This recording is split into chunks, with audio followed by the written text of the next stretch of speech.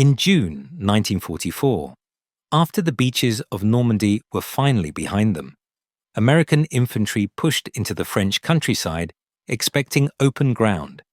Instead, they walked into a maze. Endless walls of hedgerows, packed with soil as hard as concrete, stood taller than a man. Every corner hid an enemy. Every field could be a trap. Patrols advanced through narrow lanes where visibility vanished, and the sound of tank engines echoed through the brush like thunder coming from nowhere. The Panzer IV became the nightmare of the hedgerows. It wasn't the biggest or the newest German tank, but it was everywhere. Its long-barreled 75mm gun could tear through Shermans before American tank crews even spotted it. Whenever infantry captured ground, a panzer could simply roll forward and knock it all back down. Riflemen and machine gunners could do nothing but dive for cover, waiting for death to come in the form of steel tracks and grinding gears. But the Americans had a new weapon, a simple tube with a rocket inside, the M1A1 2.3 6-inch rocket launcher, the Bazooka. Soldiers joked about it at first. It looked strange. It was temperamental. It misfired when the wiring got wet. And worst of all, when a brave gunner fired at a Panzer IV's front armor, the shaped charge often slapped uselessly against it, burning but not breaking through. The tank kept coming. The infantry kept dying.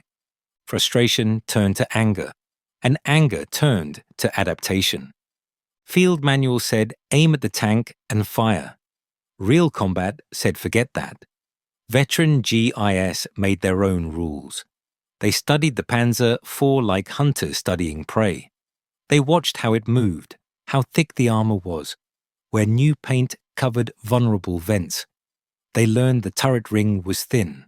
They learned the rear engine plate was weaker than a steel barn door. They learned once a Panzer committed to rolling forward, its entire side became exposed if you let it pass. So a new tactic was born. Don't run from the tank. Let it come to you. Hide. Stay silent. Control the nerves while those steel tracks chew closer and closer. Feet tremble in the dirt. Hands grip the launcher. The loader holds his breath. The tank rolls by so close the heat of its engine can be felt.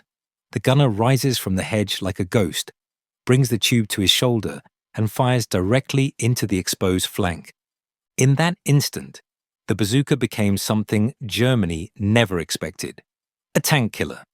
Every successful hit meant that more G.I.s. survived another day. Every burning panzer meant a failed German counterattack.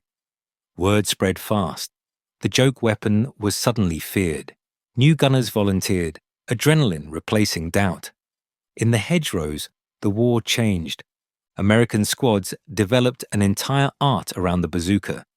Two-man teams, one shooter, one loader, moved independently from the rifle squads, stalking tanks through the greenery.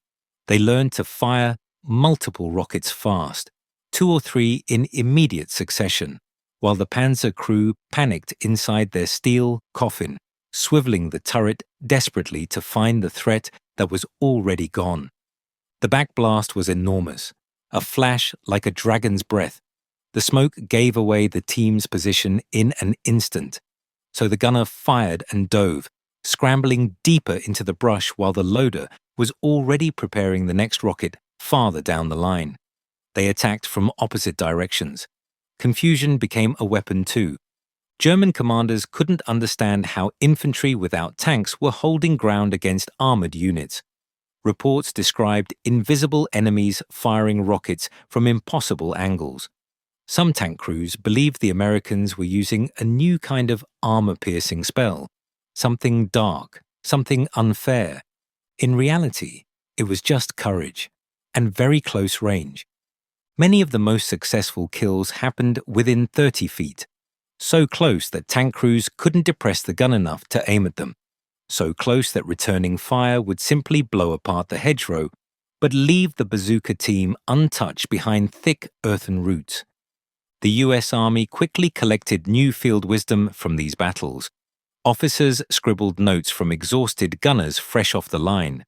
Those notes spread to every division fighting in France. Aim low at the rear. Wait until the turret passes. Fire when the tank exposes the ammo rack. Shoot twice, then relocate. And never, ever reveal yourself too early. Some men became legends without even knowing it. A corporal in one squad destroyed 4 panzers in a single day. Another blasted through the side armor of a tank that was seconds from overrunning a wounded platoon. These soldiers didn't think they were heroes. They were just buying time, buying survival, buying another sunrise in a war stacked against them. The Germans resented the bazooka not because it was powerful, but because it stripped away their psychological advantage. A tank was supposed to inspire terror. Now terror turned back on them. Panzer crews scanned the hedges nervously, knowing death could leap out from any hole in the earth. The war intensified as Americans pushed toward the city of St. Lo, where urban rubble added new shadows for bazooka ambushes. Tanks that tried to push through narrow streets got slammed from rooftops, windows, and partially collapsed walls. The bazooka became the equalizer. The infantry finally felt like they had claws sharp enough to fight armor. But success did not come without tragedy. Many bazooka teams died before firing their rockets. Others fired too early and watched the round bounce off harmlessly before the turret swung around and cut them down. The cost was real. Every victory paid in blood. Still, the lessons kept growing. And soon, the bazooka teams weren't just lucky. They were experts. They learned that tanks often pause before entering an intersection. That pause exposed the weaker plates under the hull. They learned that when a German commander rode open hatch for visibility, a well-placed rocket could decapitate leadership instantly. They learned that smoke from burning panzers created cover for further pushes. The battlefield itself was teaching them, and they were listening. By the time American forces moved toward the city of Aachen on the German border, the Panzer IV's intimidation was broken. Urban ruins twisted its mobility.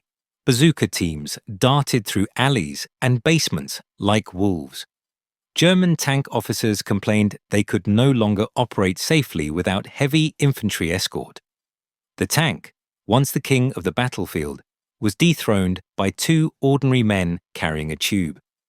And yet, the story wasn't only about the weapon or even the tactics. It was about the mindset that took a flawed invention and turned it into a perfect tool through relentless improvisation. What failed at long range became devastating at 10 paces. What was designed for one purpose evolved into something greater through necessity and survival. When the Battle of the Bulge erupted in December 1944, German armor surged again. Snow-blanketed forests, fog blinded the sky. The Panzer IV rolled forward with new confidence, but hiding beneath pines, behind snowdrifts, and in frozen farmhouses were the same American bazooka teams who had mastered the art of killing tanks from the shadows. This time, the Germans knew what was coming, but they still couldn't stop it, and the bazooka's legend continued to grow. In the forest of the Ardennes, the air was so cold it stung the lungs. Snow muffled footsteps and engine noise, making it almost impossible to tell where the enemy was until they were already on top of you. American infantrymen dug foxholes into frozen soil, shivering through nights that felt longer than the entire war. Then, one morning, a familiar sound returned. The clatter of tracks, the rumble of armor, and the deep mechanical growl of Panzer IVs pushing through the trees. The Germans were back, and they were angry. American riflemen stared into the fog, knowing that bullets would do nothing against steel. But next to them, half buried under a white sheet to hide the shape, was the bazooka. The men who used it didn't speak much. They didn't brag. They simply waited for the moment when they would risk everything in a single breath. A tank appeared like a nightmare. Gun turrets scanning left and right, commander peering over the hatch with binoculars. Behind it, armored half-tracks carried infantry ready to exploit any panic. The American line seemed thin, weak, vulnerable. The Bazooka team watched from a cluster of trees. The loader tapped the gunner's boot. That was the signal. The gunner moved forward on his belly, crawling toward the road where the tank would pass. He stopped beside a fallen log, braced the launcher on his shoulder, and aimed not at the front, not at the turret, but deep at the thin rear armor. He waited until the tank was so close the heat of its exhaust melted the snow from the branches. He exhaled, slow, calm, squeezed the trigger. A streak of fire tore through the cold air. The rocket slammed into the engine block. A thunderous blast. Flames poured from the rear vents. The Panzer slewed sideways, tracks grinding as the crew fought to keep control. Another rocket punched through the turret ring. The hatch flew open. Black smoke rolled out like poison from a chimney. The German infantry behind the tank scattered as the steel monster died in seconds. The Americans didn't cheer. They didn't have time. They had to move. The loader dragged the gunner back as machine gun fire shredded the log where he had just been. They melted into the forest again, already searching for their next target. The Germans realized too late that tanks alone couldn't break the line anymore. What they once believed was unstoppable now felt fragile. A single mistake, and the Bazooka would punish them.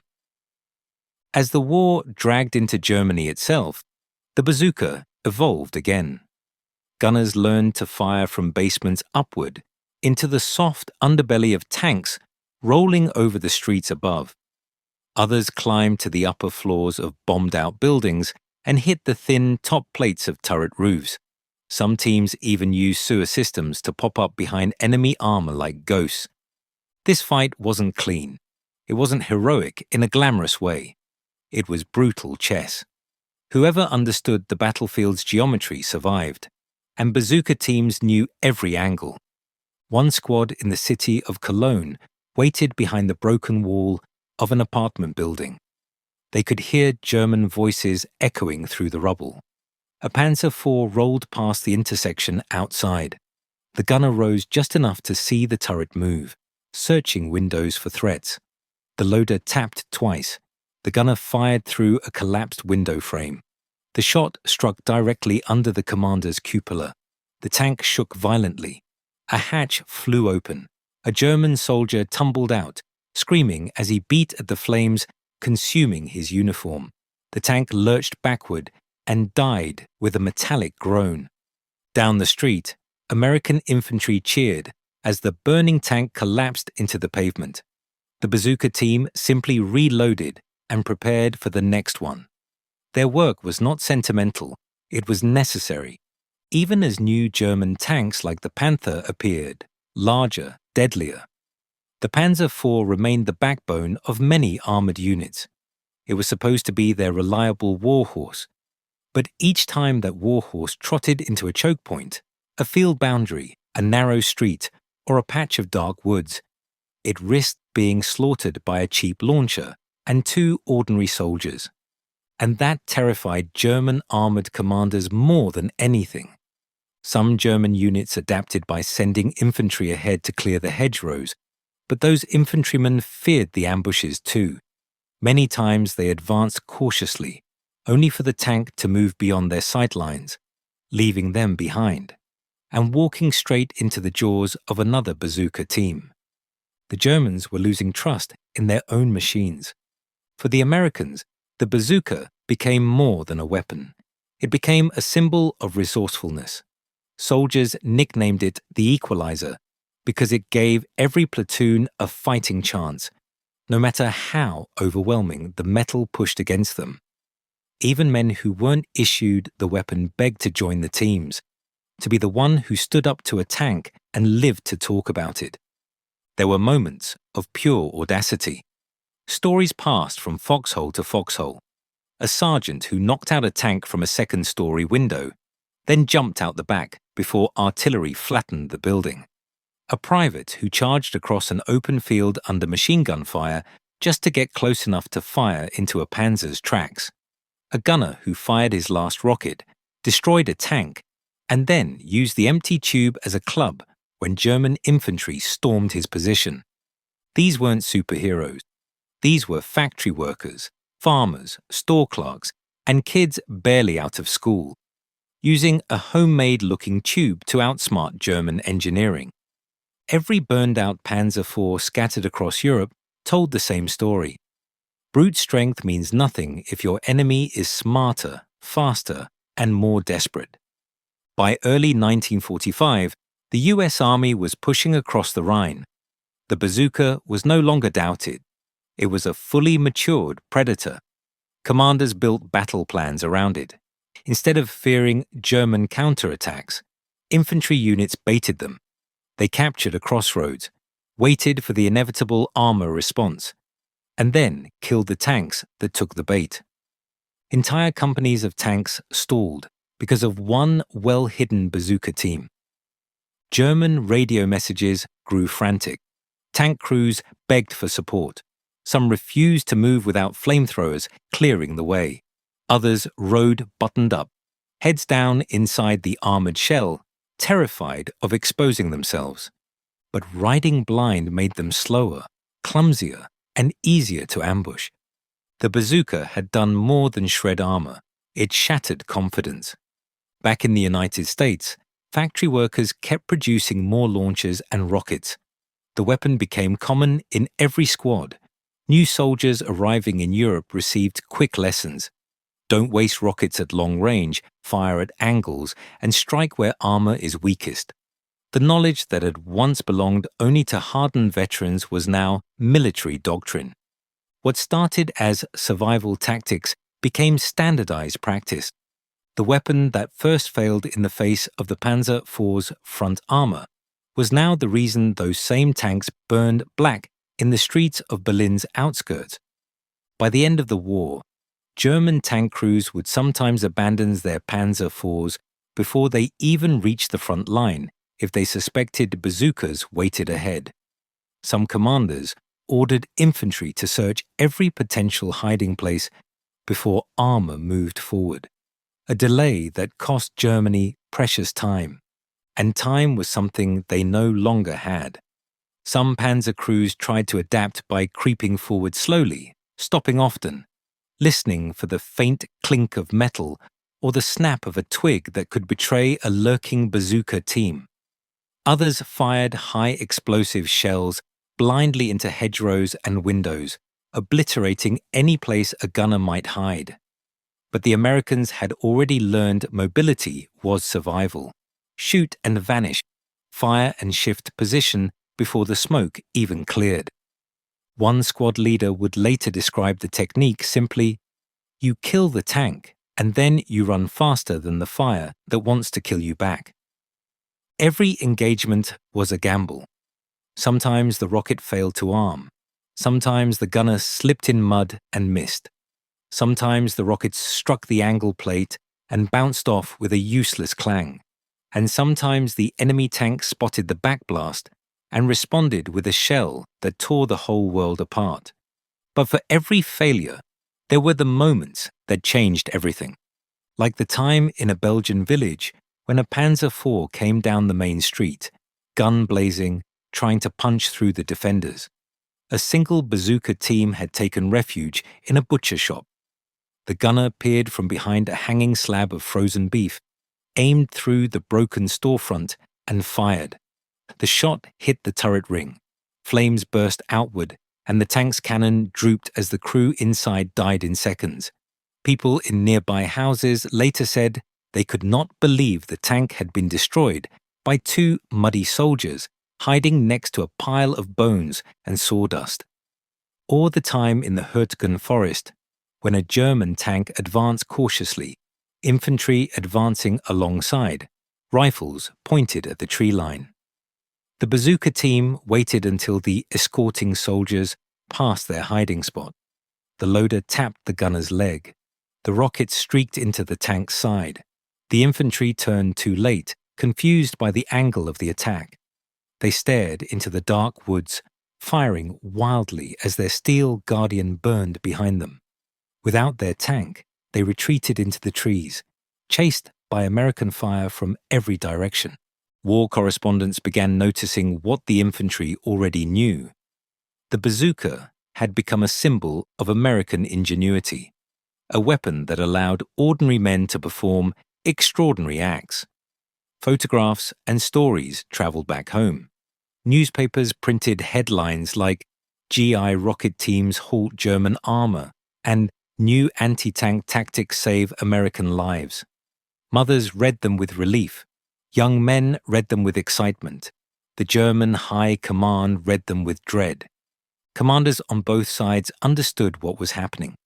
The heavier tanks like Panthers and Tigers might still dominate open fields, but the Panzer IV was the hammer Germany relied on to smash through American lines.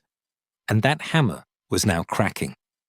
There were nights when an entire German column would freeze in place because they saw a single flash in the distance. A lone rocket streaking through the dark. Engines shut down. Crews whispered. Officers argued about whether to advance or reverse. The psychological warfare was almost more devastating than the physical destruction. A weapon that made tanks afraid was a weapon that could break a strategy apart. The Panzer IV had defined German battlefield power since the early war. It had crushed Poland, rampaged across France, battered the Soviet Union, and rolled across North Africa. It was supposed to remain the backbone of the Wehrmacht, the dependable workhorse of Hitler's armored might. And now, here it was, dying in ditches, stranded beneath hedgerows, burning hot enough to melt its own tracks into the mud. American soldiers who once ran at the sight of a tank were now the hunters. Not every engagement was a clean ambush. There were desperate moments when bazooka teams were forced to take chances at terrible odds. In one shattered French village, a gunner sprinted across rubble-strewn streets under fire just to get close enough to disable a tank's tracks. Bullets snapped past his head as he slid behind a broken fountain, launched his rocket, and watched metal scream as the Panzer stopped dead in the street. As it tried to reverse, another gunner finished the job from a doorway. The first man later said he didn't feel brave. He just didn't want to die with empty hands. Every bazooka team knew the truth. If they failed, everyone behind them would be crushed or shelled or burned alive. They weren't just firing for glory. They were firing to survive. Their success defined whether entire companies lived to see another dusk. Some American commanders started intentionally deploying armored decoys to bait Panzer IVs into exposed positions where bazooka teams were waiting. Sherman tanks acted as sacrificial targets, armor that drew fire long enough for infantry to maneuver. It was a strategy that reflected grim logic. A tank was expensive, but a stalled offensive was worse, and tank crews trusted their infantry brothers to even the odds. It worked, again and again. Even captured German officers admitted their tanks were becoming liabilities in close terrain. A Panzer IV commander who surrendered near Aachen told interrogators that entering a city block lined with windows felt like driving into a gun barrel pointed in every direction. He said, "We wait for death now, not victory." American soldiers began modifying their bazookas. Some taped extra batteries along the frame for quicker reloads. Others carried sharpened entrenching tools to hack firing ports through hedgerows. Some tied strips of cloth around rockets to keep mud off the igniters. One team welded a small iron shield to the tube using scrap metal from a wrecked German half-track, trying to block the blast of machine gun rounds while aiming. The weapon evolved not through factories, but through fear and creativity. By 1945, Every infantryman knew the exact thickness of German armor by memory. Everyone understood where to shoot, how to shoot, and when to shoot. Even replacements fresh from the States were quickly brought up to speed. Don't waste a rocket on the front. Don't expose yourself before the shot. Don't fire from the same location twice. If the tank stops moving after the first hit it again, and again, and again. War is not fair, and fairness has never been a rule of survival. The bazooka wasn't just killing tanks. It was rewriting them out of the war. You could see the change in the eyes of German tank crews taken prisoner. These were once proud men from armored units that believed they ruled the battlefield. Now they walked with thin blankets over their shoulders, shivering and silent, refusing to speak about what they had seen when steel burned around them. One prisoner finally said it out loud. "Your soldiers are not afraid of us anymore." That loss of fear was the beginning of the end. Every burned-out Panzer IV littering the roads into Germany was a monument to resilience, a monument to learning faster than the enemy, a monument to the idea that courage and adaptation beat machinery and arrogance. The bazooka turned small squads into giant killers. It turned hedgerows into kill zones. It turned alleys into armored graveyards. It turned ordinary men with ordinary weapons into the worst threat a tank could face. The most dangerous part of a battlefield was no longer the tank rolling toward you. It was the silent hedge behind it, the dark window above it, the unseen crawl space beneath it. If you were a German tanker in 1945, you didn't fear the roar of artillery. You didn't fear an American aircraft overhead. You feared the quiet, the stillness, the moment where nothing seemed wrong at all, right before a streak of fire shot out and changed everything. The bazooka wasn't perfect. It failed often. It asked young men to hold their nerve against a monster of iron and noise. It required bravery that defied logic. But war rarely rewards logic. It rewards whoever is willing to do the impossible under fire. And that's exactly what American infantry did, one Panzer IV at a time. As American forces crossed deeper into Germany, villages became fortresses and every bend in the road became a last stand. The Panzer IV still appeared in numbers, always lurking behind the next stretch of woods, or waiting at the end of a narrow street like a metal predator. It would fire a shell into a row of houses, sending roofs collapsing and walls exploding outward. American infantrymen would hit the ground, dust coating their helmets, ears ringing, their hearts pounding like artillery inside their chests. And then, through settling smoke, the same ritual began once more. A bazooka team moved forward. They crawled through gardens, ducked behind fences, and slid into craters left by previous shells. The loader checked the rocket. The gunner scanned for weak points. They had seconds to make the shot count. One hit could decide the fate of an entire platoon. Commanders relied heavily on these teams. Orders were short and simple.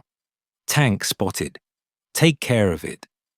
The men nodded, knowing the weight those words carried. If they failed, the tank would level the block and everyone behind them would be wiped out.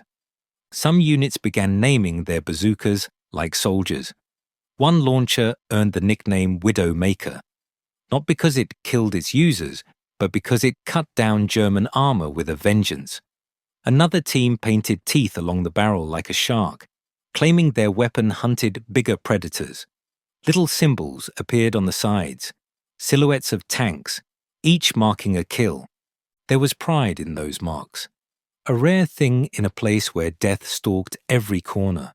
But pride alone didn't keep men alive. They became students of angles. They learned precisely how far a Panzer IV's turret could rotate while climbing rubble. They watched for when the tank needed to reposition before firing again. They listened for the change in engine pitch that meant the driver was shifting gear, momentarily distracted. They could almost feel the tank's blind spots like a sixth sense. War was teaching them to think like the machine that hunted them. There was a day near Remagen when a German armored counterattack slammed into a thin American line. Panzer IVs barreled down a muddy slope, spraying fire from their machine guns. Riflemen dove into trenches. Mortarmen scrambled to get tubes set up. The first Sherman attempting to engage was hit and erupted in flames, its crew bailing out only to be cut down by gunfire.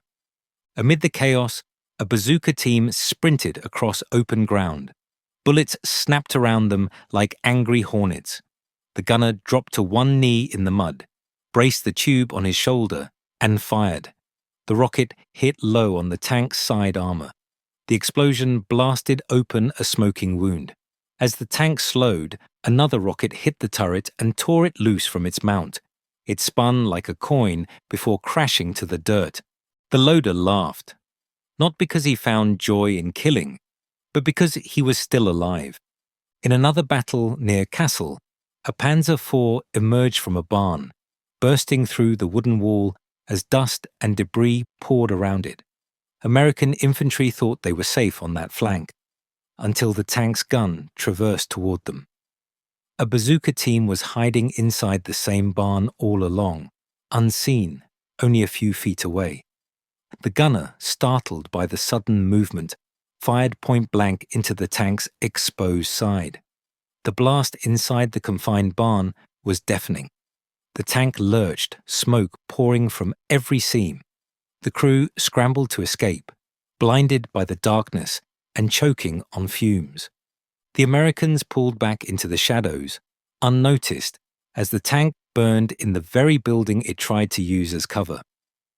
There were also battles fought by teenagers who had never seen a tank before the war. Replacement soldiers arrived green, their boots still stiff, their hands shaking. Veterans grabbed them by the collar and forced confidence into them. You hit the side. You hit the rear. You move. That's all you need to know. For some, that simple rule made all the difference. In the Ruhr pocket, one young gunner barely out of high school destroyed his first tank with a perfect shot under the turret. He stared at the wrecked Panzer in disbelief, while his squad slapped his helmet and shouted his name like he'd just won a championship game. He wasn't cheering. He was trying to process the reality that he had just ended lives, that he had done what he had to do. War had turned him into a tank killer before he even learned how to shave every day. As German resistance crumbled, the battlefield grew stranger. Some armored units were pieced together from whatever remained. Damaged Panzer IVs missing side skirts, patched armor plates, turret mechanisms that jammed after every shot. They were limping giants shoved into battle by commanders desperate to delay the inevitable. Bazooka teams didn't underestimate them. Even a dying tank could kill a dozen men before going quiet. They still stalked carefully, waiting for the right moment. American infantry soon noticed something new. More German tank crews were abandoning their vehicles after the first hit, even when the tank could still fight. The psychological shift was complete. They'd rather run into gunfire on foot than wait inside a metal coffin for the next rocket. Fear had become the most powerful weapon the Americans carried. Villagers watched from cellars as Panzer IVs smoked and hissed in the streets, their armor scorched black like charred bone. The silhouette that once represented the unstoppable force of Europe now symbolized desperation. Every destroyed tank told a chapter of the same story. Machines built to dominate the battlefield were being outmaneuvered by men who refused to die quietly. In the final weeks of the war, when American troops reached the heart of Germany, some bazooka teams confronted tanks that had been freshly abandoned, engines still warm, radios still buzzing, hatches left wide open. Crews had run without firing a shot. The infantry inspected the tanks and realized something astonishing. Full ammo racks, fueled engines, no damage at all. The Panzer IV hadn't failed mechanically. German morale had failed first. Commanders issued orders threatening severe punishment for any crew that abandoned their tank. But punishment held little power when terror drove the decisions. Every German tanker had heard the same stories. That American soldiers hid underground and fired upward like ghosts. That a single rocket could peel open steel like a can of meat. That tanks died before their crews even saw what hit them. The bazooka didn't just kill tanks. It destroyed the illusion of armored superiority. And that transformation echoed across the war like a message to anyone who still believed the German war machine was invincible. When the Allies finally closed in on Berlin, most surviving Panzer IVs were used as static defenses, parked hull down behind barricades, unable to maneuver. They became pillboxes made of steel, waiting for their final moment. Even then, a well-placed bazooka shot ended them. Looking back, historians would write that air superiority and overwhelming armor won the European war. But infantrymen who lived through the hedgerows and the frozen forests knew another truth. They knew the war was not pushed forward by generals in command tents, but by tiny victories earned in the dirt by young men with one chance, one rocket, and one heartbeat of courage. The bazooka symbolized that reality. It was loud, it was clumsy, it was risky, but it gave the American infantry the one thing no other tool could offer at the time: a way to make the battlefield fair. Not safe, not easy, but fair. All across Europe, rusting Panzer IV hulks still lie beneath the soil, excavated decades later by farmers or archaeologists. Their armor is split where a rocket once found its mark. Inside, they sometimes find melted radios, fused shells, scorched steel, reminders of the moment a simple launcher and two determined soldiers changed the balance of power. Somewhere in those fields, the spirits of the bazooka teams still linger, written in the scars of the machines they destroyed. Their story is etched into every jagged hole, punched into thick German armor, into every road cleared for the advance, into every American soldier who survived because someone found the courage to take aim. The weapon wasn't beautiful, but what it stood for was. As spring spread across a ruined Germany, the sound of war echoed differently. There were fewer tank engines now, fewer roars of armored columns pushing confidently across the land. Instead, the panzers that still moved did so with hesitation, turning every corner like a man afraid of the dark.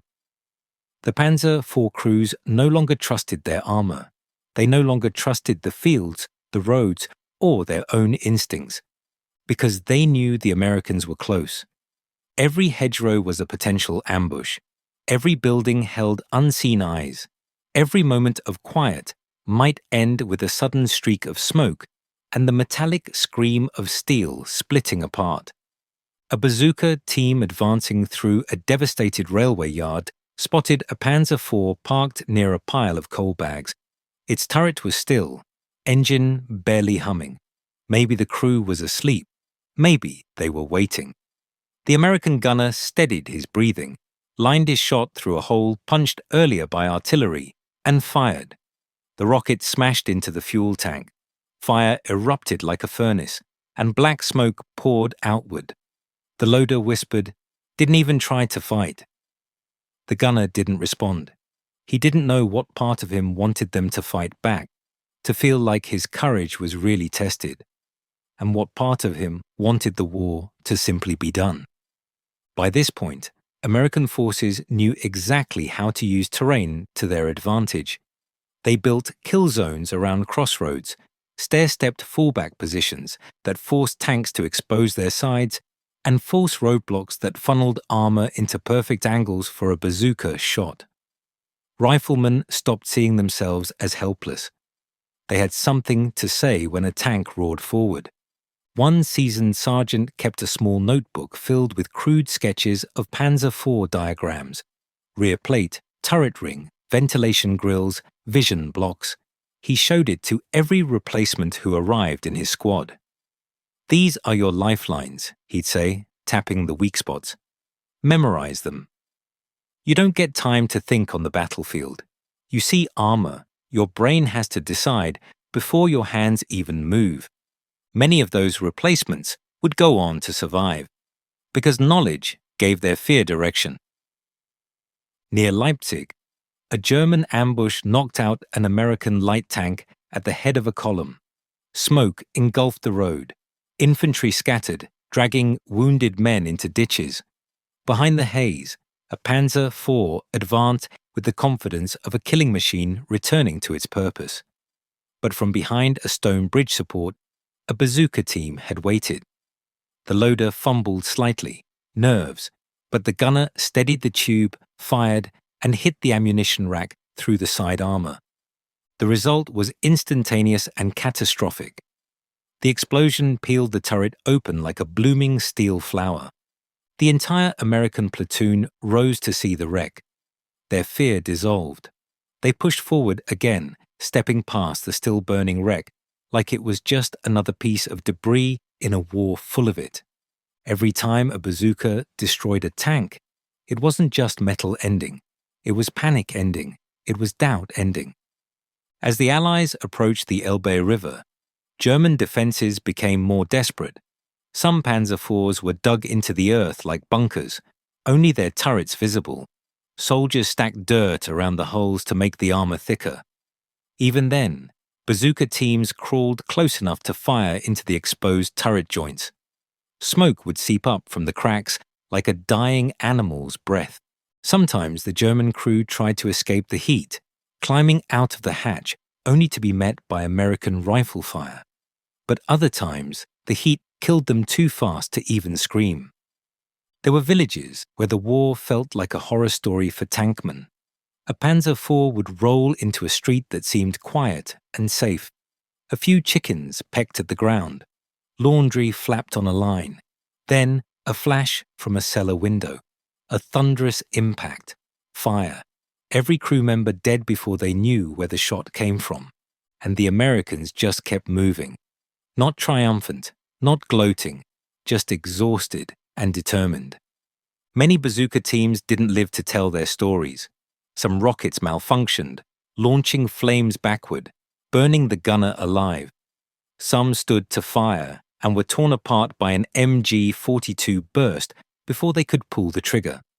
Others destroyed a tank only to be erased by its last desperate shot. Their names rarely made headlines.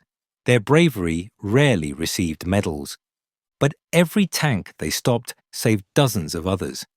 In a town outside Magdeburg, a dying Panzer IV tried to reverse after a bazooka hit shattered its tracks. The driver desperately fought to turn the vehicle and escape, but the tank lurched, sputtered, and stopped, the engine choking on its final breath. The gunner inside, blinded by smoke, rotated the turret frantically, searching for an enemy he could not see. A second rocket hit the turret ring. The hatch flew open as fire devoured the interior. American infantry rushed forward, not to celebrate, but to clear the area and keep advancing. War gave no time for reflection. The closer the Americans got to final victory, the more the bazooka became a tool of inevitability. It seemed as if every few miles another German tank lay blackened and silent, its barrel drooping toward the ground, pointing to defeat. Once, German tanks controlled the war. Now, they were nothing but obstacles, delays, seconds stolen from the unstoppable march to Berlin. Some Panzer IVs gave one last defiant fight. In the final days, hardened SS crews crewed the tanks, determined to kill as many Americans as possible before falling. Against these foes, bazooka teams had to be perfect. One mistake could mean an entire street of men would be turned to dust. A squad pinned behind rubble waited as a camouflaged Panzer IV fired shell after shell into their building. Dust coated their mouths. Their ears rang. The commander ordered his bazooka team around the flank. The two soldiers crawled through a side alley filled with broken glass and dead horses. Bits of sunlight cut between ruined walls as they moved. They reached a corner barely 20 feet from the tank. The gunner took aim at the sloped turret. The loader whispered, "Steady!" The rocket fired. The explosion threw a plume of fire across the tank's hull. The turret stopped moving. The gunner exhaled, thinking it was over. Then the turret jerked violently and started to rotate again. They had not killed the beast, only wounded it. The loader steadied the next rocket with shaking hands. The gunner aimed lower at the engine compartment and fired. This time the explosion was deeper, more violent.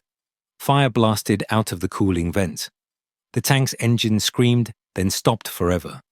The two soldiers watched its death twitch from behind the corner. Then they stood and rejoined the platoon, who immediately surged forward again. No time for congratulations. No time for thanks. Just forward. Forward, always forward. And so the Panzer IV, once the reigning symbol of German conquest, became a grave marker of a dying regime. Each broken hull on the roadside was proof that American infantry had learned how to kill steel giants with nothing but nerve, instinct, and a weapon everyone once doubted. The bazooka did not win the war alone, but without it, the infantry would have been swallowed whole by armored might. Without it, those hedgerows, towns, and river crossings would have become unmarked tombs for thousands more soldiers who needed the odds leveled. The war was nearly over. The world was about to change. But in those final days, two men with one launcher still stood between life and death every time a Panzer IV appeared. They were silent heroes, and their weapon was the voice of survival. As April bled into May, the last days of the war felt unreal. American units walked through villages where white flags hung from windows, and church bells replaced the thunder of artillery. But every so often, the silence shattered. Somewhere out there, a Panzer IV still lurked with a hopeless crew unwilling to surrender. They weren't fighting for victory anymore. They were fighting because they were trapped by orders, by pride, by a war that refused to die quietly. One such tank sat concealed along a tree line beside a farm road. Its crew listened to the distant rumble of American engines. The commander clutched binoculars in shaking hands, looking for targets that would never appear the way they once did, exposed and terrified. The war had flipped the script. Now the tank feared the infantry. American scouts spotted its tracks leading off the road. A bazooka team crept through tall grass, moving slow to avoid revealing their position. The driver of the Panzer IV revved the engine nervously, as if the machine itself sensed the hunters closing in. The gunner inside peered through the optics, but fear fogged his view. He checked the hatch. Locked. The commander yelled something, panic disguised as command. The Americans reached the flank. The launcher rose. A moment of breathless stillness, as if time paused to witness the final act of a dying empire. The rocket fired. The explosion snapped the calm in half. Flames roared beneath the armor plates. The commander kicked the hatch open and climbed out, his uniform smoking, his face streaked with sweat and soot. He screamed to his crew to abandon the tank. They crawled after him, stumbling into the grass. The Americans did not shoot. They simply watched as the enemy crawled away from the wreckage of everything they once believed was unbeatable. This scene repeated itself again and again. Sometimes German tankers surrendered the moment they saw the tube pointed their way. Others abandoned their vehicles before the first shot. Some fought to the last second, but they were rare now. Even SS crews, who once roared into battle with fanatic pride, now stayed inside their tanks only because they feared their own commanders more than they feared the Americans. and even that fear eroded. A weapon like the bazooka didn't just damage armor, it rewrote the rules of power. When Allied forces finally reached the Elbe River, the war's end could be felt in the air. Civilians emerged from cellars. Children stared at G.I.s with wide, uncertain eyes. The infantrymen looked back with equal uncertainty.